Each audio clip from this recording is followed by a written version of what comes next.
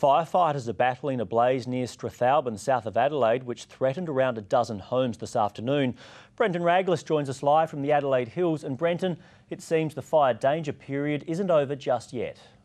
No, you're right, Will. The fire danger season may have ended and technically fire restrictions no longer apply.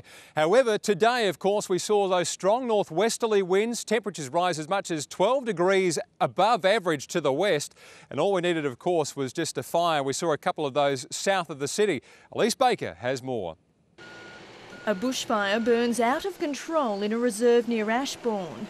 It is currently burning quite freely inside the Cox's Scrub.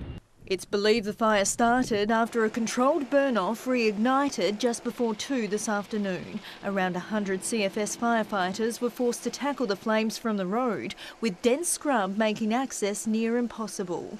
If it jumps the road, we have crews on the other side of the road that are also taking care of any spot fires. Half a dozen homes were originally under threat, but the danger to those properties has now passed.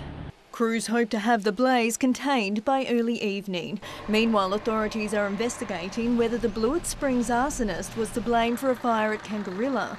The blaze began at around 10:15 this morning, but was extinguished before it caused any major damage. A cause is yet to be determined. Elise Baker, 9 News.